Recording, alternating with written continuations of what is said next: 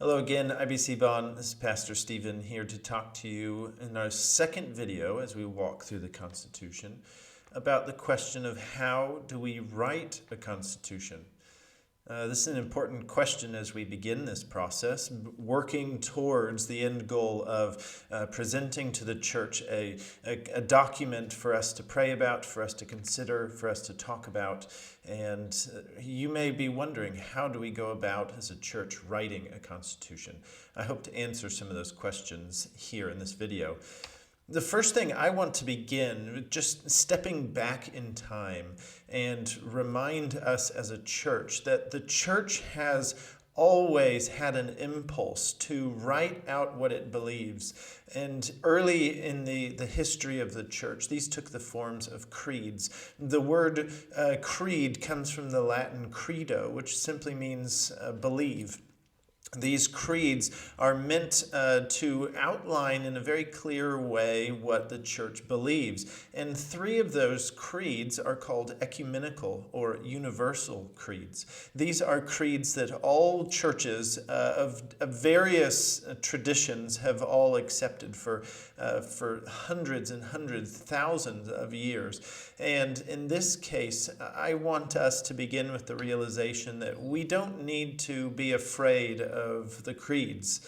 We simply need to understand them. Creeds were never meant to replace the Bible, but they are based on the Bible. They are meant to take what the Bible says and to put it into a condensed form that's easy for people in the church to understand what is necessary for salvation. This is what the creeds do. They teach people in churches what is necessary for salvation. They protect Christians from being misled by false teachers. This is really important because one of the ways to understand the creeds historically is that they are in response to heresies that were being taught. And so the creeds function this way. If you know the creeds, you can identify false teachers. And I hope that helps you understand the importance of the creeds, that if you know them, you can identify false teachers. And these are the three universal or ecumenical creeds: the Nicene Creed, the Apostles' Creed, and the Athanasian Creed. So if you are, for example, living in North Africa in the year 400, and you hear a priest say that Jesus isn't fully man, but he simply appeared to be a man, well, then these creeds would help you understand that this is wrong teaching, and you need to flee from this church and find a new church. If you're living in the city of Rome and you hear a preacher say that Jesus wasn't fully God, then you need to run away.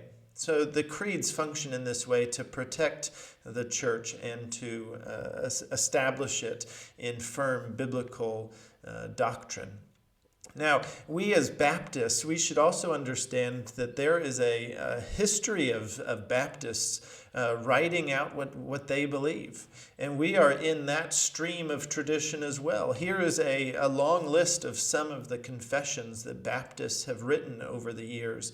We are simply, as IBC Bonn, as a young church, simply joining in this stream of tradition of us writing out what we believe and how we're going to live with one another in a community, a local church body. So how do we develop our Constitution? Well, we begin with what has come before us. In this case, our mother church. We take our mother church's Constitution, and that Constitution in turn was developed as in conjunction with IBC Dusseldorf Constitution, as well as Laramie Valley Chapel in Wyoming. And we look at that Constitution and we say, do we affirm these beliefs? Are there ways that we would like to alter them, to strengthen them? Are there things about the way this Constitution says we operate that doesn't fit who we are as a church? And so we, the elders, have been prayerfully discussing and making slight modifications to fit our church, who we are as IBC Bonn.